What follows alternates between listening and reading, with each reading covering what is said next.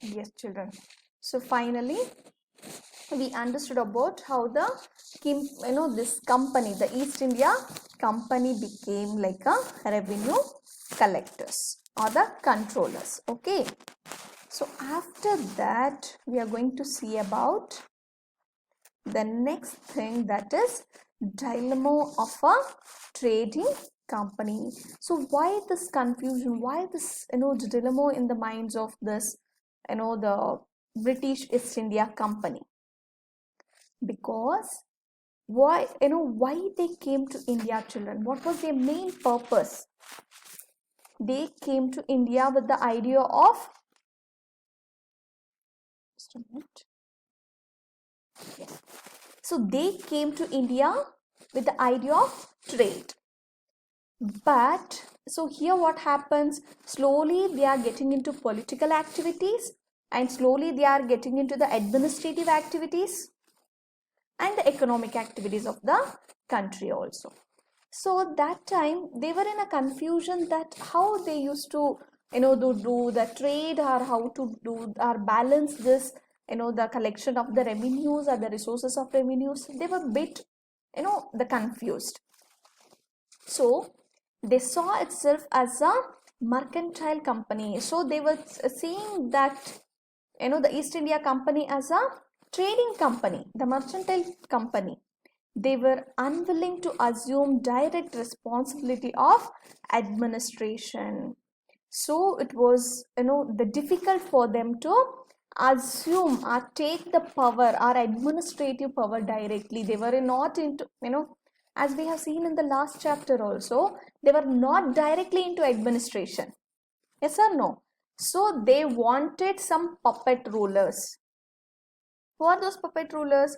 So whatever this the governors are telling, our East India Company is telling, the rulers has to do that. So that kind of the puppet rulers they were expecting.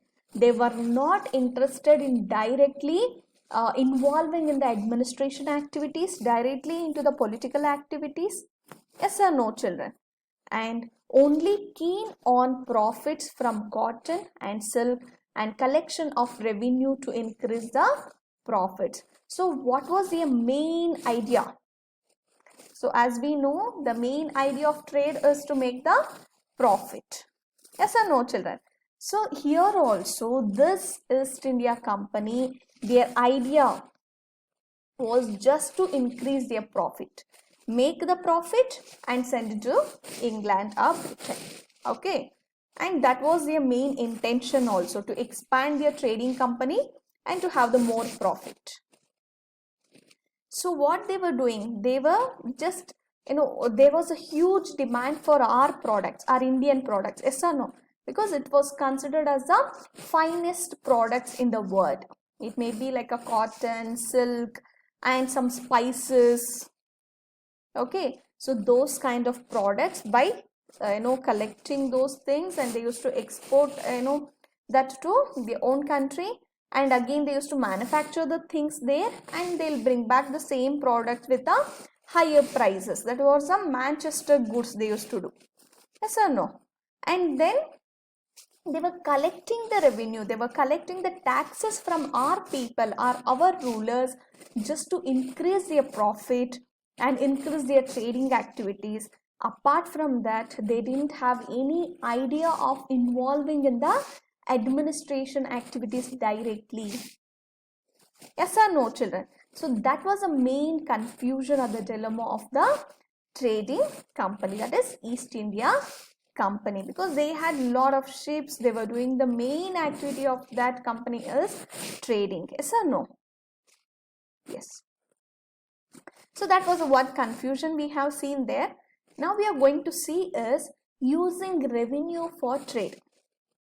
So finally what happens? They became already the divans, and they started to collect the taxes from the people. Okay. So how they started to use this revenue for their trade activities? See here. British doubled the value of its goods in Bengal. Earlier, the company's trade was financed through gold and silver brought from Britain, revenue collected from Bengal was used for purchasing goods from India. So we have to see here, children. So how they were doing the trade before? How they were doing the trade before? They used to bring, the East India Company, the trade was financed through the gold and silver brought from Britain. They used to import the gold and silver from the Britain to do the trading activities in India. Okay, because they need the finance. So that's the reason they used to bring the gold and silver from the Britain. But later they started to collect the revenue. So revenue collected from Bengal was used for purchasing goods from India. So they started to use that revenue money or the tax for the purchase of the goods within India, goods from the India. So what happens? The British doubled the value of its goods in Bengal. So they started to increase or double the value of the goods in Bengal. Hope you guys are understanding, no children? So earlier when they were doing the trade, they used to bring the money for the gold and silver from the Britain to do the trading activities. But later they started to use the revenue which has collected from the Bengal to purchase the goods in India. Okay. Yes. So as we know, that time we had a huge demand for some agricultural products. Yes or no, children? So we had a huge demand for our agricultural products. It may be like a silk, cotton, and the tobacco, or the indigo, jute, and what else, like a spices. So they had huge demand for our agricultural products. But that time what happened, they had an agricultural crisis in Bengal. So they had lot of problems in the agriculture sector, okay, in the Bengal. So what are those agricultural crises in Bengal? Let us see. The production started to decline. So whatever the production, the yield they were getting, it started to decline. That means it started to get reduced. Okay, and then artisans started deserting their villages. So what happened? The artisans, the many people started to desert their their villages. They started to desert their villages also, and they were forced to sell their goods at cheap rates to the company. So what happened? The company started to force those people, the artisans and the producers, to sell their goods to the cheaper prices to the company. And agriculture showed sign of collapse as artisans too entered into agriculture. So what happened? Agriculture, they showed the sign, agriculture started to show the sign or the indicator of the collapsing, that is the destructions of the artisans too entered into agriculture. So whatever the people were as artisans, when they are failed, of course they started to enter into the agricultural sector only. Pressure over land increased. So to the land, the pressure over the land started to increase more and more. You people know the reasons why. Because the production started to reduce and there was a huge demand for the products, and the many artisans, they started to leave their villages, deserting their villages. And then what happened? The East India Company, they started to force the the sellers to sell their products at the cheaper prices. And finally what happened? That showed many people, the artisans, even they started to coming into and enter into the agricultural sector, and that increases the pressure on the land. Okay, this is what the agricultural crisis in Bengal. Hope you guys are understanding, no children? Yes. And the next what happened? Terrible famine in 1770 in Bengal. So the huge, the terrible famine was there in the Bengal in the year of 1770. So there's no proper rain, there is no proper yield, so the people started to struggle a lot. See here, almost death of 10 million people, 1/3 of population vanished. So finally what happened? Due to this famine, the many people died. That means almost 10 million people died because of this famine, and 1/3 of the population vanished. So whatever the population was there, out of that 1/3 of the population vanished. So due to the death. Okay, hope you guys are understanding, no children. So whatever the problems are, the crisis which happened in the Bengal in the sector of agriculture, we are seeing here. Okay, see here. Later, improving agriculture. So we have seen the lot of problems in the agriculture. So later, of course, we have to improve that agriculture. Yes or no?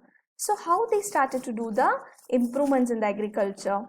The economy failed, which meant no revenue for the company. Of course, when the agriculturists, when the farmers are struggling, there is a huge famine, and lots of deaths are there, and many people are vanished. So finally what happens? Of course, they'll not be getting any revenue from the agriculture resource.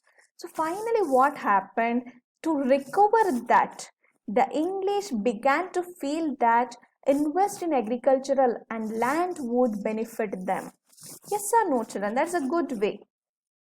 So when there is a huge problem, of course, when we solve that problem, we'll get the profit. So same way what happened here, this British people, they thought that, so once if we start investing on this agriculture and the land, so that would give us the benefit or the favor to them. So that is why they started to improve this agricultural sector. Okay. See. Yes. Later, they started to do some land and revenue settlements. So the 3 revenue systems they started to introduce. This is a very much important question. 3 revenue systems. Permanent settlement, this is the one. Mahalwari settlement, the Rotwari settlement, and the failure of the system. So all these things which they have made was utter failure. That we'll be seeing. Okay. Yes. The 3 revenue systems. Which are those 3 revenue systems? One, it is permanent settlement in the year of 1793. 1793, permanent settlement. And the second, by whom it has been introduced? Charles Cornwallis. And the next one, it is Rotwari settlement. So that is in the year of 1792 to 1827 by Thomas Monroe. And then the Mahalwari system in the year of 1822 by Holt Mackenzie. Okay, the Holt Mackenzie. So this 3 you have to remember, children. So in today's class we'll be seeing about the permanent settlement. So what do you mean by this permanent settlement? So here what happened? Owners of the land. Who are the owners of the land? So that time we know that Rajas and the Talukdars. So the Taluk heads will be there, no? So those people and the kings, they were called as the Zamindars. Zamindars.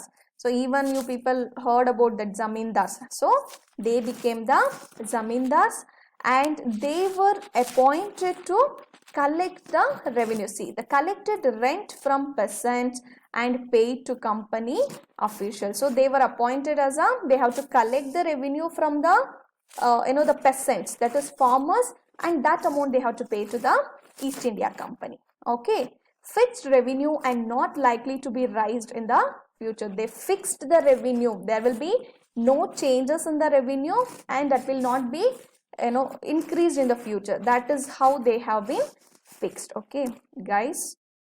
Oh, today I think I can't complete this. In the next class, we'll see this concept. Thank you all.